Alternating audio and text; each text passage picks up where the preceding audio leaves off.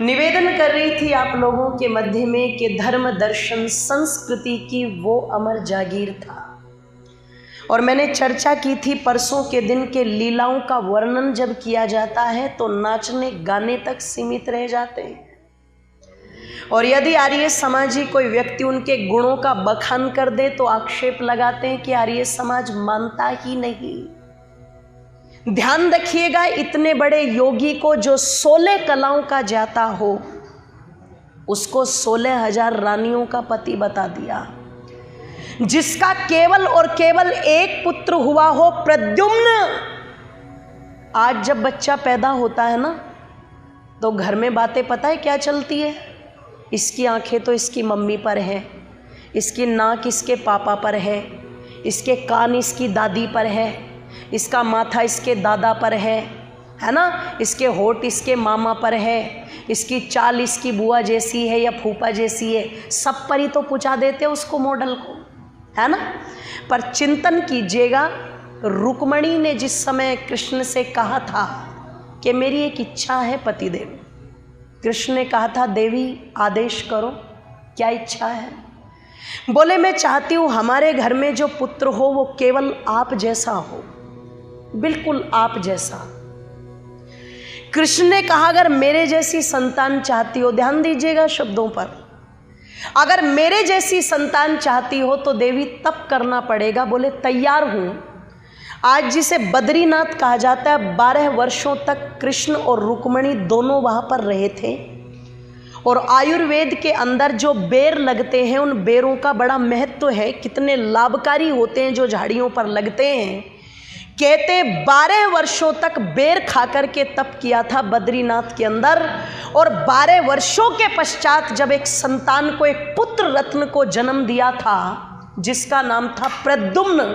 और कहते हैं जब प्रद्युम्न युवा हुआ तो जिस समय द्वार में आते थे, कभी कभी प्रद्युम्न को देख कर के जो पदाधिकारी होते थे वो कृष्ण समझ कर के खड़े हो जाते थे। यहाँ तक कि रुक्मणी भी भेद नहीं कर पाती थी कि पति कौन सा है और मेरा पुत्र बोल दो जरा कौन सा है। जो इतना बड़ा योगी रहा हो कि जिसने अपने योग के महत्व से, ब्रह्मचर्य के महत्व से एक पुत्र को पैदा किया हो, आज भागवत के कथा बाचने वाले डंके की चोट पर मंचों से कहते हैं 1,90,000 पुत्र थे कृष्ण के। नाम पूछ लो तो बता नहीं पाते। मुझे भागवत की कथा से कोई समस्या नहीं है, ध्यान रखिएगा। भगवत कथाएं होनी चाहिए, भागवत नहीं, भगवत कथाएं होनी चाहिए, कृष्ण कथाएं होनी चाहिए। पर आप कृष्ण कथा के अंदर उनके चरित्र का हनन क्यों करते हो?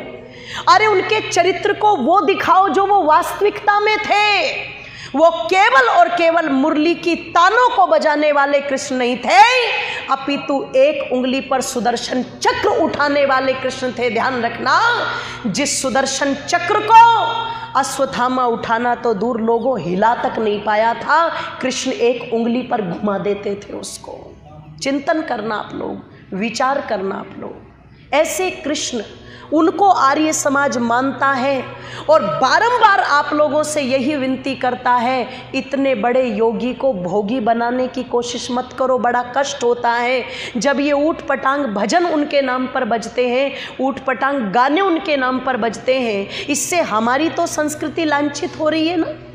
तो हम उनके नाम पर गीत गाएं, हम उनके नाम की चर्चा करें, हम खूब उनका नाम लें, लेकिन ध्यान रखिएगा वो चश्मा अपनी आंखों पर चढ़ा करके न ले जिस चश्मे से उनके चरित्र का हनन होता, उनकी बदनामी होती। अपितु उनके जीवन में जो गुण थे उन गुणों को हमें ग्रहण करना चाहिए। जिस धार्मिकता की मैं बात कर रही थी, कूट कूट करके कृष्ण के जीवन में वो धर्म भरा पड़ा था। ध्यान रखिएगा, एक कृष्ण थे जो अपने आदर्शों से कहीं डिगे नहीं, अपनी मर्यादा से कहीं डिगे नहीं और वेद के अनुसार अपने जीवन को जीते रहे। आप कहोगे कि क्या जो कृष्ण ने नीति अपनाई वो भी वेद के अनुसार थी? बिल्कुल वेद के अनुसार थी। वेद कहता है शाम दाम दंड भेद। अगर धर्म की स्थापना करने के लिए आप लोगों को अगर कहीं ना कहीं उसमें नीतियों का सहारा लेना पड़ रहा है तो लो, क्योंकि बिना डंडे के कभी भी झंडा ऊंचा बोल दो जरा नहीं होता, बिना क्रांति के कभी भी शांति बोल दो जरा आया नहीं करती। ओ लोगों, बिना बलिदान के कभी भी तप सुरक्षित कभी भी बोल दो जरा रहता नहीं है, ध्यान रखिएगा। क्रांति करनी पड़ेगी, डंडा उठाना पड़ेगा। इसलिए कृष्ण ने उन्हीं नीतियों को अपना करके धर्म को स्थापित किया और तब जाकर के कहा धर्म एव हतो हंति धर्मो रक्षति रक्षिता। अगर तुम धर्म का हनन करोगे तो ये धर्म तुम्हारा हनन कर देगा, अगर तुम धर्म की रक्षा करोगे तो ये धर्म बोल दो जरा तुम्हारी रक्षा करेगा। आज तुम किसी पापी को छोड़ करके अन्यायी को देख करके कहते होंगे ये तो एक नंबर का दुष्ट व्यक्ति बहुत बढ़ रहा है, ये तो बहुत उन्नति कर रहा है, और हम जो धर्म के मार्ग पर चलने वाले हम पिछड़ते ही जा रहे हैं। ध्यान रखिएगा, आप पिछड़ नहीं रहे हो, आपकी तो जड़ें मजबूत हो रही है धीरे धीरे। और जो वो व्यक्ति पाप करके आपको बढ़ता हुआ दिखाई दे रहा है ना, उसकी जड़ें धीरे धीरे खोखली हो रही है।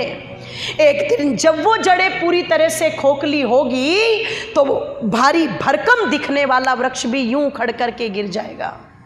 राम रहीम भी अपने आप को सोचता था कि मैं कुछ हूँ, रामपाल भी अपने आप को सोचता था कि मैं कुछ हूँ, आशाराम जैसे लोग भी अपने आप को सोचते थे कि मैं कुछ हूँ। पर जब इनके सिंहासन को, इनकी ध्यान रखिएगा, जो इन्होंने नगरियां बसा रखी थी उनको हिलाने का समय आया तो कोई बड़ी सोर्स नहीं लगी, बहुत साधारण साधारण परिवारों ने जड़ों को हिला करके रख दिया कि नहीं रख दिया। मैं उस गहराई में नहीं जाना चाहती कि उनके जीवन में क्या सच था और क्या झूठ था, पर इतना जरूर कहना चाहूँगी ये बड़े बड़े खलीफा अपने आप को कहने वाले मानने वाले, जिन्होंने आर्मी तक को अपनी बना लिया और सरकार के खिलाफ खुला चैलेंज जिन्होंने खोल दिया था, निवेदन कर दूं बहुत साधारण साधारण परिवारों ने इनकी बसी बसाई नगरियों को हिला करके रख दिया कि नहीं रख दिया। बसी बसाई नगरियों को हिला करके रख दिया। लोगों जो अपने आप को कहते थे ना कि हम कुछ हैं और किसी से नहीं डरते, कोरोना नाम का एक छोटी सी बीमारी आई और बड़े बड़ों की हवा उड़ा करके रख दी। ध्यान रखिएगा, मत सोचिएगा, बिल्कुल मत विचार कीजिएगा। निरअभिमानता जीवन के अंदर हो, धर्म की मर्यादा जीवन के अंदर हो, ये विचार जीवन के अंदर हो, मैं धर्म की रक्षा को कहाँ तक कर सकता हूँ। क्योंकि आज अगर अपने जीवन में आपने धर्म को सुरक्षित कर लिया तो भगवान योगीराज कृष्ण कहते हैं ये धर्म कल तुम्हारे जीवन को भी सुरक्षित कर देगा। अगर आज तुम धर्म का हनन कर रहे हो तो ये धर्म कल को भी तुम्हारा हनन कर देगा। और तब कृष्ण कहते हैं अवश्यमेव भोक्तव्यम कृतम कर्म शुभाशुभम, जिसने जो कर्म कर दिया वो उस कर्म से कभी भी बच नहीं सकता। महाभारत का युद्ध समाप्त हो गया और कहते हैं जब महाभारत का युद्ध समाप्त हो गया तो कृष्ण ने अपने कर्तव्य को छोड़ा नहीं, कहीं पर हर जगह निभाया, हर जगह निभाया। सोचना आप लोग, कहते हैं जब महाभारत का युद्ध समाप्त हुआ तो कर्तव्य भाव को समझ करके कृष्ण गांधारी के पास में गए और गांधारी से जाकर के प्रणाम करके कहते हैं कैसे हो आप। गांधारी ने कृष्ण पर की आवाज को सुना, देख तो नहीं सकती थी क्योंकि आंखों पर बोलो पट्टी बंधी हुई थी। जब कृष्ण की आवाज को गांधारी ने सुना तो आवाज को सुनकर के गांधारी कहती है सारा कुटुंब मेरा खपा दिया, सबके सब मरवा दिए और अब भी अभिवादन करने के लिए आ गए। कृष्ण कहते हैं कुटुंब खपा दिया, सब मरवा दिया, ये क्या कह रही हो आप? क्या आपके कुटुंब को खपाने में, क्या सबको मरवाने में मैं कारण हूं? मैंने तो केवल और केवल अपना कार्य किया है, मैंने तो अपना कर्तव्य भाव निभाया है, मैंने तो केवल और केवल परमपिता परमेश्वर की व्यवस्था के अनुसार कार्य किया है। कुर्वन्ये वेह कर्माणि जिजि विषेक्षतम समहा एवं तो नान्य थे तोस्ति न कर्म लिप्यते न रहा। अरे मैंने तो बंधन से छूटने वाले कर्मों को किया है और कुछ नहीं किया। मैंने तो केवल शास्त्र से काम लिया है, शस्त्र उठाया तक नहीं। फिर मैं कहाँ से दोषी हुआ? तब गांधारी ने कहा था, कृष्ण ये जो तेरे उपदेश सुनने में इतने अच्छे लगते हैं ना, ये सुनने में बहुत अच्छे लगते हैं, पर ये सारा का सारा महाभारत तेरे इसी उपदेश के कारण हुआ है, ध्यान रखना। अगर तू ये अपने उपदेश ना देता पांडवों को, अगर तू ये मीठी चर्चा ना करता, तो पांडवों की हिम्मत नहीं थी कि वो युद्ध करते और मेरे पूरा का पूरा कुटुंब उस युद्ध के अंदर खप गया। अरे सबको मरवा के, सबको खपवा करके अब भी बैठ करके यहाँ उपदेश कर रहा है। अब से पहले जब भी उपदेश करता था तो तेरे उपदेशों को सुनती थी, जीवन में धारण करती थी, अच्छा लगता था। पर आज पुत्रों की लाश पर बैठ करके मातम मनाने वाली माता को तेरे ये उपदेश भाते नहीं है, निकल जाए यहाँ से। साफ कह दिया था कृष्ण को। पर इतना अपमान गांधारी से सह करके भी कृष्ण ने बड़ी समझदारी से काम लिया, धैर्य से काम लिया। लोगों सीखना कृष्ण के चरित्र से। हमारा धैर्य कहाँ चला जाता है जब कोई बात हो जाती है, पर कृष्ण ने कितना काम लिया धैर्य से। वो कहते हैं, एक बात आप मुझे बताइएगा, अर्जुन जैसी संतान कुंती के घर में पैदा हो जाए, क्या ये भी मेरी मर्जी थी? और दुर्योधन जैसी संतान आपके घर में पैदा हो जाए, क्या इसमें भी मैं कारण था? अरे जब एक पति अंधा है तो पत्नी को तो चाहिए कि वो 4-4 आंखों से काम ले। यहाँ पर पति तो अंधा है ही, पर पत्नी भी जब आंखों पर पट्टी बांध करके बैठ जाएगी और दोनों के दोनों ही जब अंधे हो जाएंगे तो संतानें तो बिगड़नी ही है। जब उन्हें मामा की संगत ऐसी मिलेगी तो वो तो बिगड़ेंगी, और जब वो बिगड़ेंगी तो मैं कितना भी समझा दूं, वो तो दांत भींचकर, मुट्ठी भींच करके यही कहेंगी ना कि बिना युद्ध के सुई की नोक के बराबर भी भूमि नहीं देंगी। मैंने सारा कर्तव्य सब कुछ निभाया, उसके बाद भी आपकी संतान नहीं मानी। दोषी मैं नहीं, दोषी वो संतान नहीं, दोषी वो माँ है जो अपने बालक का निर्माण नहीं कर पाई। दोषी वो पिता है जो अपने बालक को अच्छे संस्कार, अच्छे विचार नहीं दे पाया। दोषी वो वातावरण है जिस वातावरण में दुर्योधन जैसा अन्यायकारी पैदा हुआ।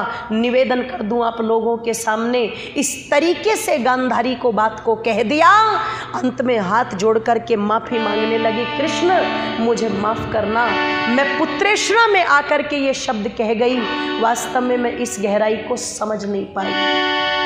इतनी समझदारी से अपनी बात को कह दी। पता चलता है अगर कभी घर के अंदर ऐसी स्थिति पैदा हो जाए तो एक क्रोधी के ऊपर पेट्रोल डाल करके क्रोध को बढ़ा मत देना, अपितु समझदारी से काम लोगे तो कहीं ना कहीं सामने वाले की द्वेष की आग को भी आप बुझा सकते हो।